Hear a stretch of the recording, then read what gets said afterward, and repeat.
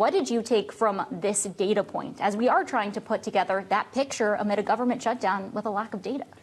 Yeah, if you look at it empirically, the ADP data doesn't have a ton of correlation to the official government jobs report, so I wouldn't read a ton into that. But I think it is broadly consistent with some of the other more official data sources that we have been seeing. And I think that it indicates over the last couple of months a real pullback in the labor market that when you combine it with accelerating inflation, which has gone from 2.3% headline over the summer to now 3% last month, it's a very tough picture for the economy and a very tough situation for the Fed. If hindsight is 20/20, what does that mean when we're not going to be able to look back and have a clear grasp of jobs for the better part of a month, maybe more? We'll never fill in those gaps, will we?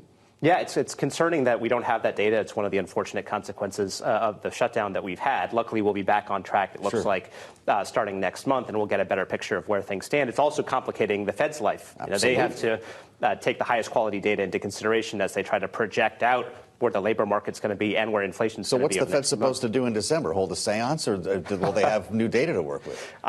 Look, I thought it was pretty interesting that Chair Powell threw some water on the idea of a cut in December in his comments after the last FOMC meeting. I think that they really want to be data dependent, and then there's no data for them to depend upon other than the inflation data. So I think that they're going to be in a tough position. You're starting to see some conflict within the committee. You saw it already in the last set of votes. You see it in some of the public remarks over the last few weeks.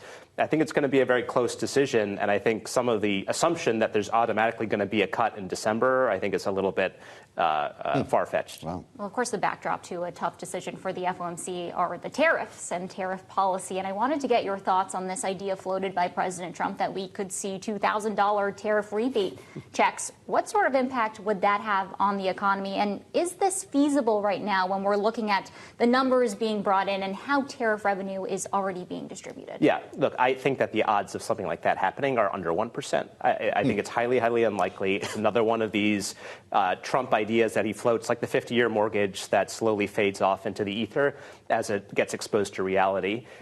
Remember, that tariff revenue was already supposed to be dedicated to partially offsetting the cost of their massive tax cut earlier this year.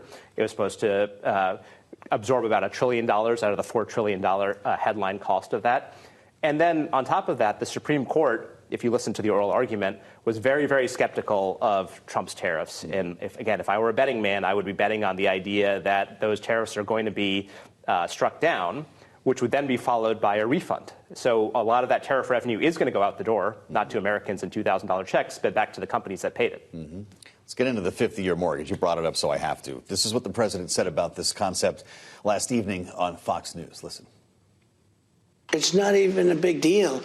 I mean, you know, you go from 40 to 50 years, and what it means is you pay something less from 30. That some people had a 40, and then now they have a 50. All it means is you pay less per month. You pay it over a longer period of time. I don't know too many people with a 40-year mortgage.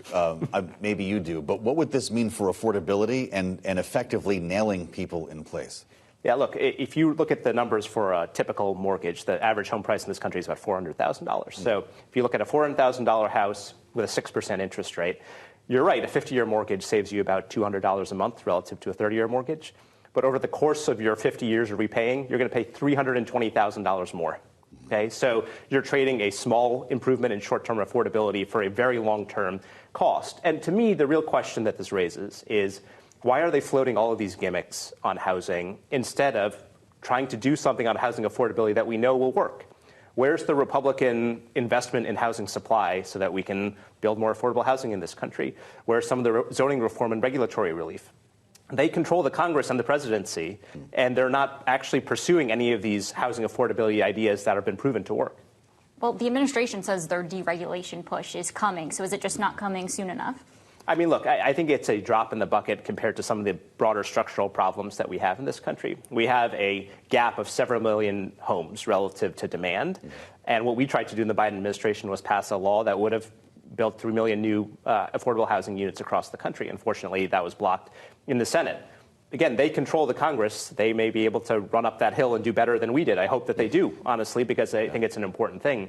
But again, you're not seeing that kind of effort. And instead, you're seeing things like the 50-year mortgage. And by the way, I would add, their tariff policy is massively raising the cost of constructing new homes in the United States, and their immigration policy is also reducing the supply of labor and raising costs as well.